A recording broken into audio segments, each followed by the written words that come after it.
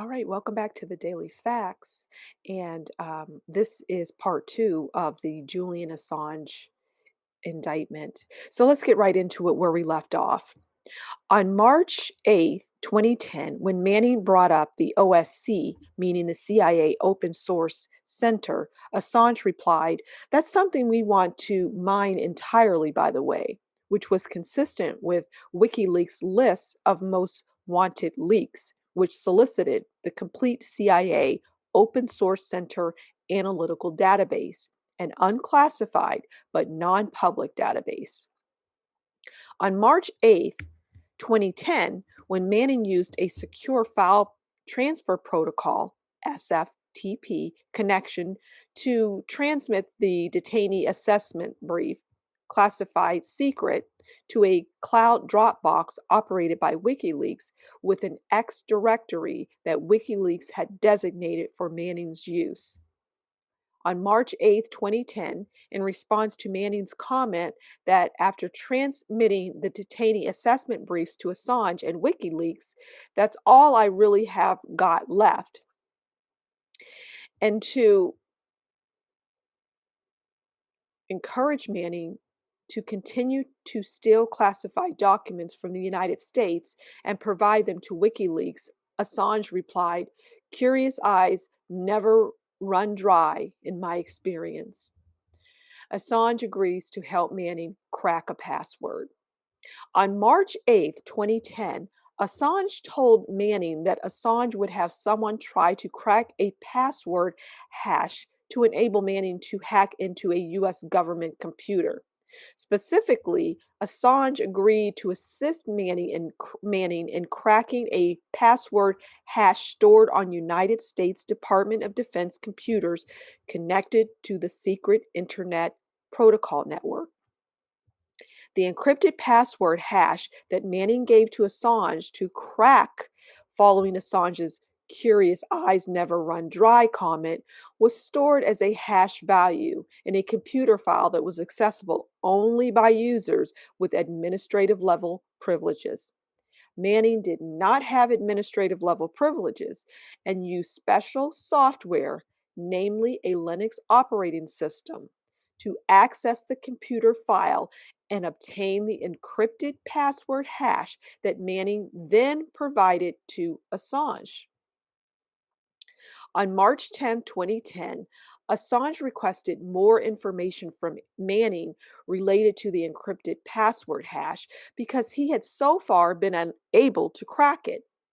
Had Assange and Manning successfully cracked the encrypted password hash, Manning may have been able to log onto computers under a username that did not belong to Manning.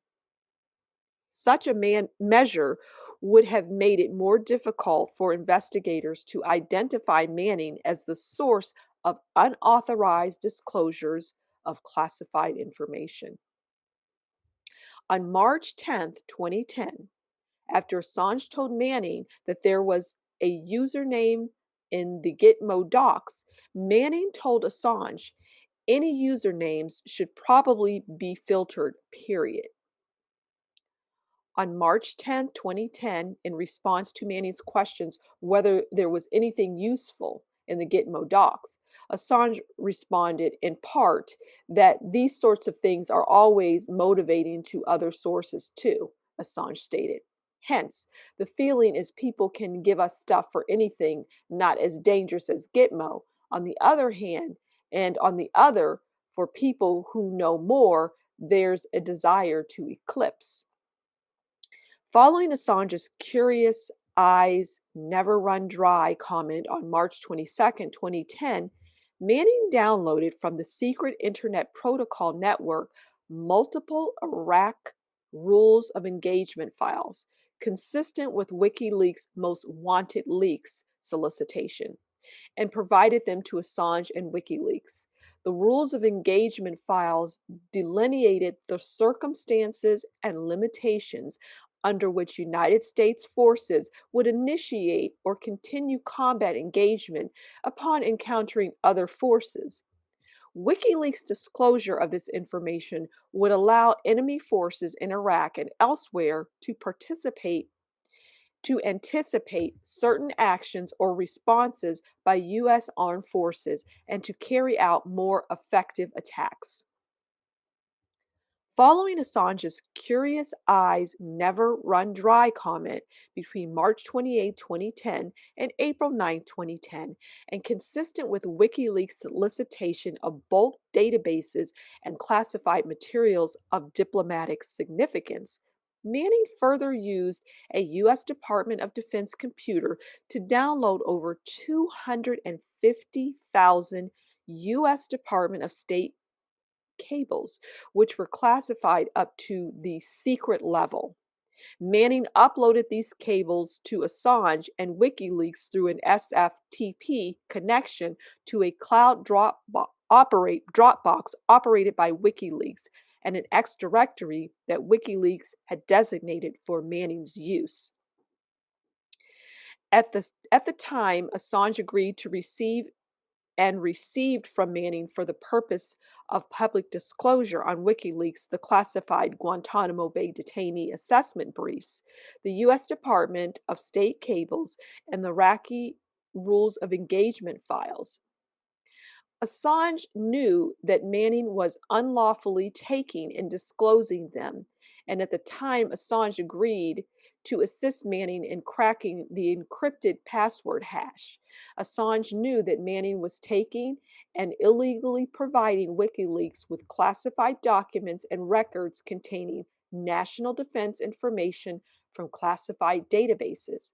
For example, not only had Assange already received thousands of military-related documents, including the Afghanistan war-related significant activity reports and Iraq war-related significant activity reports classified up to the secret level from Manning, but Manning and Assange also had chatted about military jargon and references to current events in Iraq, which showed that Manning was a government or military source.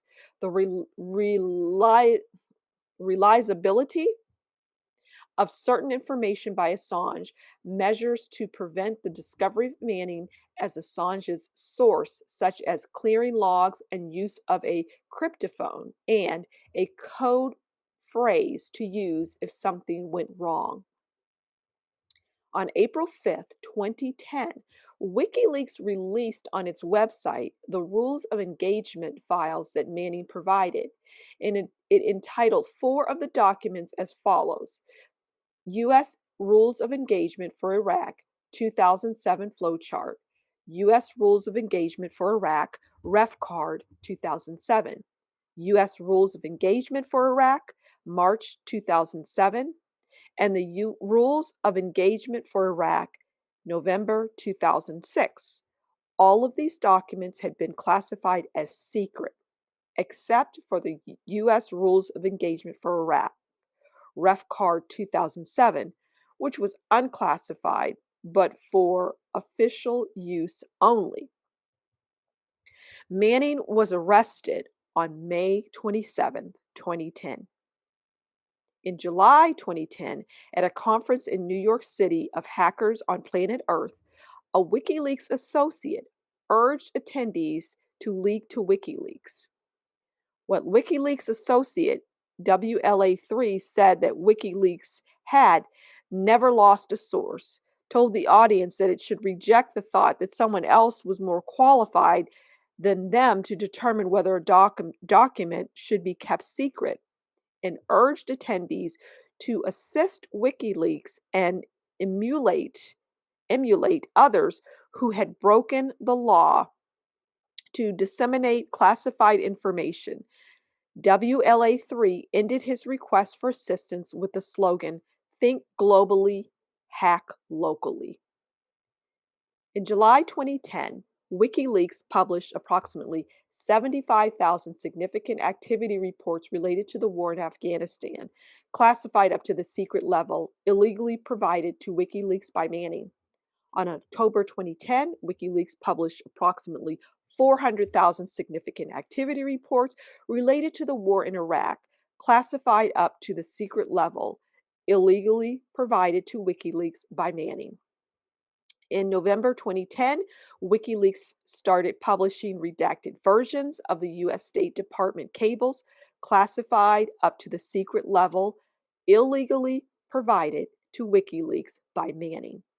In April 2011, WikiLeaks published approximately 800 Guantanamo Bay detainee assessment briefs, classified up to the secret level, illegally provided to WikiLeaks by Manning. In August and September 2011, WikiLeaks published unredacted versions of approximately 250,000 U.S. Department cables classified up to the secret level, which were illegally provided to WikiLeaks by Manning. Teenager, Manning, and NATO Country 1. In early 2010, around the same time that Assange was working with Manning to obtain classified information, Assange met a 17-year-old in NATO Country 1 teenager who provided Assange with data stolen from a bank. In early 2010, Assange asked teenager to commit computer intrusions and steal additional information, including audio recordings of phone conversations between high-ranking officials of the government of NATO, Country 1, including members of the Parliament of NATO, Country 1. Beginning in January 2010, Manning repeatedly searched for classified information about NATO Country 1. On February 14, 2010, Manning downloaded classified State Department materials regarding the government of NATO Country 1. On February 8, 2010, WikiLeaks posted to its website a classified cable from the U.S. Embassy in NATO Country 1 that WikiLeaks received from Manning.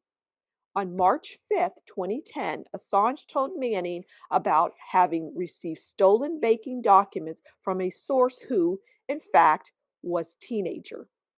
On March 10, 2010, after Assange told Manning that Assange had given an intel source a list of things we wanted, and the source had agreed to provide and did provide 4 months of recordings of all phones in the parliament of the government of NATO Country 1, Assange stated, "So that's what I think the future is like," referring to how he expected WikiLeaks to operate. In early 2010, a source provided Assange with credentials to gain unauthorized access into a website that was used by the government of NATO Country 1 to track the location of police and first responder vehicles, and agreed that Assange should use those credentials to gain unauthorized access to the website. On March 17, 2010, Assange told Manning that Assange used the unauthorized access to the website of the government of NATO Country 1 for tracking police vehicles, provided to Assange by a source, to determine that NATO Country 1 police were monitoring Assange. On March 29, 2010, WikiLeaks posted to its website classified State Department materials regarding officials in the government of NATO Country 1, which Manning had downloaded on February 14, 2010. On July 21, 2010, after Assange and teenager failed in their joint attempt to decrypt a file stolen from a NATO Country 1 bank, teenager asked a U.S. person to try to do so. In 2011 and 2012, that individual, who had been an acquaintance of Manning since early 2010, became a paid employee of WikiLeaks and reported to Assange and teenager.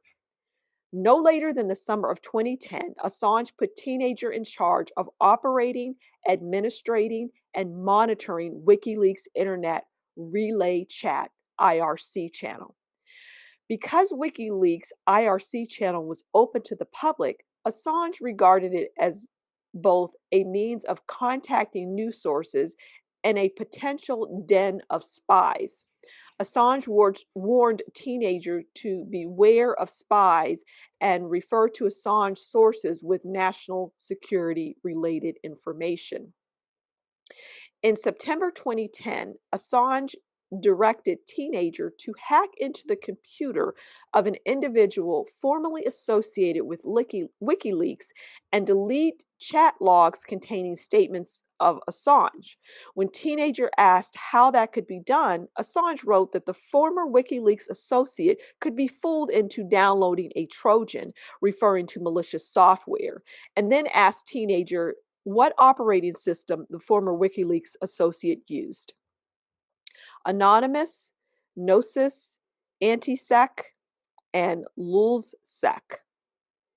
In December 2010, media outlets reported that hackers affiliated with a group known as Anonymous launched distributed denial of service attacks, DDoS attacks, against PayPal, Visa, and MasterCard in retaliation for their decisions to stop processing payments for WikiLeaks. Anonymous called these attacks Operation Payback. Later in October 2010, L'Oreal, a hacker affiliated with Anonymous, who identified herself as a member of the hacking group Gnosis, contacted teenager L'Oreali, subsequently introduced teenager to another member of Gnosis, who went by the online moniker Kayla. Teenager told Lorelei that he, teenager, was in charge of recruitments for WikiLeaks and stated, I am under Julian Assange's authority and report to him and him only. First, Lorelei and later Kayla indicated to teenager their willingness to commit computer intrusions on behalf of WikiLeaks. In January 2011, teenager told Assange a group of hackers offered their services, SIC, to us called Gnosis. Assange approved of the arrangement and told teenager to meet with Gnosis. That's either Gnosis or Gnosis. On February 6, 2011, Lorelei told Kayla they should show to teenager materials that Kayla had obtained by hacking a U.S. cybersecurity company. On February 7, 2011, teenager messaged Assange that Gnosis had hacked U.S. cybersecurity company. On February 11, 2011, teenager provided Assange with computer code that Kayla had hacked from U.S. cybersecurity company and told Assange it came from Gnosis's hack of that company. On February 15, 2011, in a chat with a hacker with the moniker El Che, Lorelei characterized herself as part of WikiLeaks staff, hacker part. On February 16, 2011, Lorelei asked Kayla whether Lorelei could tell teenager about Kayla's penetration of a hosting service so that WikiLeaks could determine if WikiLeaks needed information hosted there. On February 17, 2011, teenager told Lorelei that WikiLeaks was the world's largest hacking organization. On March 1st, 2011, Lorelei told Kayla to let Lorelei know if Kayla found any @gov passwords so that Lorelei could then send them to WikiLeaks through teenager. On March 6, 2011, Lorelei offered WikiLeaks through teenager unpublished 0 days vulnerabilities that can be used to hack computer systems. On March 15, 2011, Lorelei emailed WikiLeaks through teenager a list of approximately 200 purported passwords to U.S. and state government email accounts, including passwords, hashed, and plain text that purported to be for accounts associated with information technology specialists at government institutions. In May 2011, members of Anonymous, including several who were involved in Operation Payback from December 2010, formed their own hacking group, which they publicly called Lulzsec. These members included Kayla, Cebu, and Topiary. On May 24, 2011, the television network, aired a documentary about WikiLeaks that included an allegation that Assange intentionally risked the lives of the sources named in WikiLeaks publications. Approximately 5 days later, on May 29, 2011, LulzSec members claimed that as retaliation for the television's network's negative coverage of WikiLeaks, they hacked into the television's computers and published passwords used by journalists, affiliates, and employees. On June 7, 2011, Sabu was arrested. Shortly thereafter, Sabu began cooperating with the FBI. In June 2011, after LulzSec took credit for a purported DDoS attack against the CIA's public facing website, Assange decided that WikiLeaks should publicly support LulzSec from the official WikiLeaks Twitter account. WikiLeaks tweeted, WikiLeaks supporters LulzSec take down CIA, who has a task force into WikiLeaks, adding, CIA finally learns the real meaning of WTF. Okay, we're going to end part 2 there, and we'll see you again for part 3 coming soon. Thanks for stopping by the Daily Facts. Do like, share, subscribe, leave a comment below, and we'll talk again soon. Bye.